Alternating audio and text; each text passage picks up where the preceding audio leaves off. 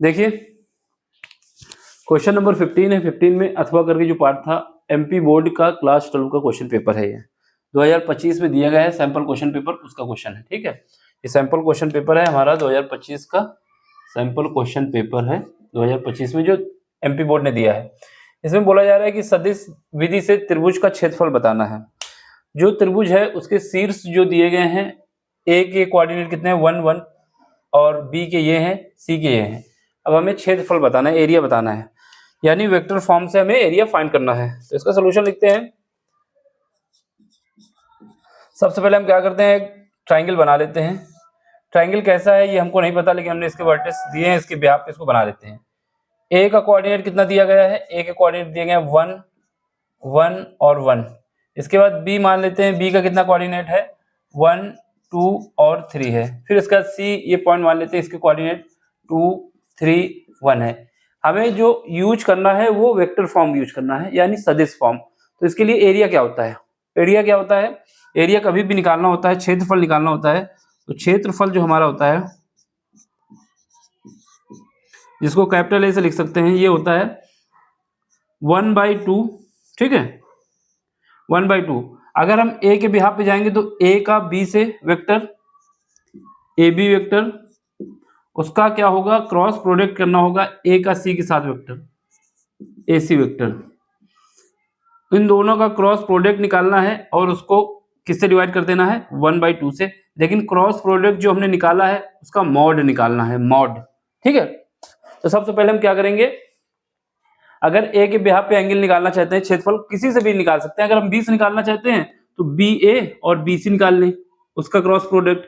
सी से निकालना चाहते हैं तो सी बी और सी ए निकाल लें, तो उसका क्रॉस प्रोडक्ट। हम फिलहाल ए के रिस्पेक्ट में चल रहे हैं। ठीक, तो यहाँ पर हमारे पास क्या है, ए और बी निकालना होगा। तो ए का जो हमारे पास वेक्टर होगा क्या होगा, ए का वेक्टर होगा आई जे के। ये जो नंबर होते हैं ये आई का होगा, ये जे का होगा, ये के का होगा, कोफिशिएंट। तो यहाँ से अगर ए बी निकालना चाहते हैं, वेक्टर ए बी, तो इसका मतलब होगा कि वेक्टर बी को पहले लिखा जाएगा और माइनस करा जाएगा वेक्टर ए के साथ। ठीक है, अब यहाँ पे आओ, वेक्टर बी का क्या है, ये है।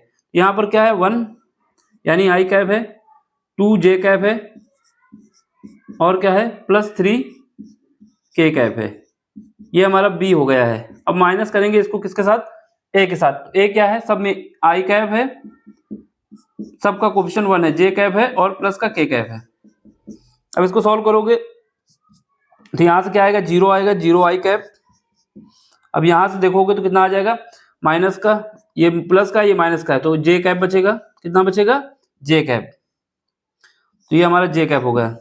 अब इसका करोगे कितना बचेगा, प्लस का 2 के कैप। तो ये हमारा ए बी वेक्टर निकल आया है। कैसे निकला है, बी माइनस ए, जो पहले होता है, जो ए बी लिखते हैं तो बी हमारा बाद में आया तो उसको पहले लिख देंगे, माइनस ए कर देंगे। तो ये हमारा ए बी निकल आया है। अब हमें क्या निकालना होगा, ऐसे ही ए सी निकालना होगा। क्या निकालना है, ए सी। तो ए सी के लिए क्या होगा, ए सी वेक्टर, ये हमारा होगा सी वेक्टर, आगे आ जाएगा माइनस के साथ ए वेक्टर आ जाएगा। ठीक है, सी वेक्टर में आओ, यहाँ पर ये जो 2 है आई के साथ जाएगा, आई कैप के साथ, +3 जे कैप और प्लस के कैप। ये तो हमारा वेक्टर सी हो गया है। इसको माइनस करना है वेक्टर ए के साथ, तो ए हमारा वेक्टर क्या है, सेम आई कैप प्लस जे कैप प्लस के कैप। चलो इसको करो फिर, यहाँ 2 है, यहाँ माइनस का 1 है, तो कितना बचेगा, आई कैप बचेगा। यहाँ 3 है, यहाँ 1 है, तो कितना बचेगा, प्लस का 2 जे कैप बचेगा। फिर उसके बाद यहाँ पर के है, यहाँ पर भी के है, तो कितना बचेगा, 0 का के कैप। तो ये हमारा लिख रहा है वेक्टर ए सी। ठीक है, अब हमें क्या करना है, क्योंकि क्षेत्रफल चाहिए तो ए बी क्रॉस ए सी निकालना होगा। क्या निकालना है, ए बी क्रॉस ए सी। तो यहाँ आ जाओ, यहाँ पर क्या करेंगे, ए बी का क्रॉस प्रोडक्ट करना है हमको ए सी के साथ। ठीक है, ये करते हैं। चलो यहाँ करेंगे तो यहाँ पर आई कैप, यहाँ जे कैप और यहाँ के कैप। अब इसके बाद ए बी में आ जाओ, ये 0 है, आई का कोफिशिएंट, जे 1 है और के 2 है, ये पहली इससे निकल दिया। अब ए सी में आ जाओ, 1 2 0, 1 2 और 0। अब इसको सॉल्व कर लेते हैं। तो सॉल्व करते हैं तो क्या आएगा, यहाँ पर सॉल्व करने के बाद आई का इधर ले लेते हैं। ठीक है, और देखो इसके सामने की रो और कॉलम घटा देंगे। 0 का मल्टीप्लाई 1 से होगा तो 0 आएगा, 2 का मल्टीप्लाई से होगा तो माइनस का 4 आ जाएगा, माइनस जे वहां दिखेगा, दिख रहा अभी। अब जे करोगे, जे का हटाएंगे और ये हटाएंगे, 0 का 0 के साथ तो 0 आना है, 1 का 2 के साथ तो माइनस का 2 आना है, प्लस के कैप दिख रहा है वहां पर, ठीक है दिखेगा अभी। के पे आएंगे तो ये हटाएंगे और ये हटाएंगे, 2 का 0 के साथ तो 0 आएगा, 1 का इसके साथ तो माइनस का 1 आएगा। इसको एडजस्ट कर देना है जैसे, ठीक है। इसको सॉल्व करेंगे कितना आएगा, यहाँ पर माइनस का 4 आई कैप आ जाएगा, यहाँ ये माइनस और ये माइनस प्लस हो जाएगा, 2j हो जाएगा, और ये हमारा माइनस का k हो जाएगा, ठीक है। तो यहां से हमारे पास जो निकल के आया ए बी का क्रॉस ए सी के साथ, वो कितना निकल के आया है, ये निकल के आया मेरा -4 आई कैप है प्लस 2j कैप और माइनस का k कैप है, ठीक है। अब हमें क्या करना होगा, इनका मॉड निकालना होगा, क्योंकि हमें मॉड चाहिए, तो मॉड निकाल लेते हैं।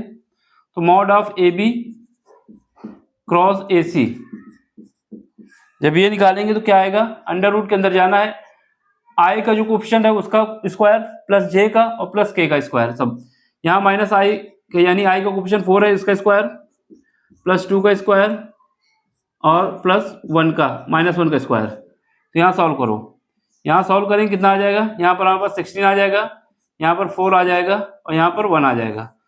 4 कितना हो जाएगा मेरे पास, ये हो जाएगा 21, वो भी अंडर रूट के अंदर, ठीक है, क्योंकि 16 4 20 1 21।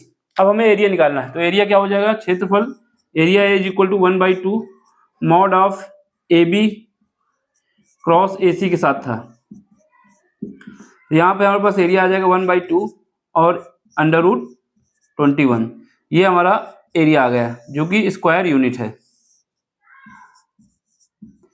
स्क्वायर यूनिट इसकी यूनिट है। इसको करने का यही तरीका है, ठीक है, सिंपल सा तरीका है। अगर आपसे क्षेत्रफल कभी पूछता है तो हमें सबसे बेहतरीन तरीका ये है कि एक वर्टेक्स को लेना है, अगर ए को लेंगे तो ए बी के साथ डिस्टेंस, ए सी के साथ वेक्टर, उनका क्रॉस प्रोडक्ट। अगर बी को लेंगे तो क्या करेंगे, बी ए और बी सी लेंगे, फिर उसके बाद अगर सी लेना चाहते हैं तो सी ए और सी बी लेना चाहेंगे, मतलब जो लेना है एक ही के साथ लेना है दोनों को, तो आंसर आपके साथ निकल आएगा, ठीक है। ज्यादातर जो है ए को ही बेस मान के कर लिया जाता है, ए के रेफरेंस में ए बी निकाल लेते हैं और ए सी निकाल लेते हैं, फिर उनका क्रॉस प्रोडक्ट कर लेते हैं, फिर उसका मॉड निकाल लेते हैं, फिर उसके बाद उसको 1/2 कर देते हैं, आंसर आ जाता है। फिर भी अगर किसी को डाउट है तो बी के साथ ले सकता है, बी के साथ बी ए और बी सी लेगा, उसका क्रॉस प्रोडक्ट करेंगे और उसके बाद 1/2 करेंगे, सेम आंसर आएगा, कोई दिक्कत नहीं है। अब अगर आपको समझ में आए तो क्या करिए, लाइक करिए, शेयर करिए, सब्सक्राइब करिए और अपना सपोर्ट दीजिए, जिससे चैनल की ग्रोथ हो और हम इस काम को आगे कंटिन्यू करते रहें, ठीक है। आपको स्क्रीनशॉट लेना है तो ले सकते हैं इसका, कहीं पर भी कोई कंफ्यूजन हो तो आप हमसे पूछ सकते हैं, ठीक। चलो फिर मिलते हैं अगले लेक्चर में अगले क्वेश्चन के साथ। Thank you for watching, bye, take care.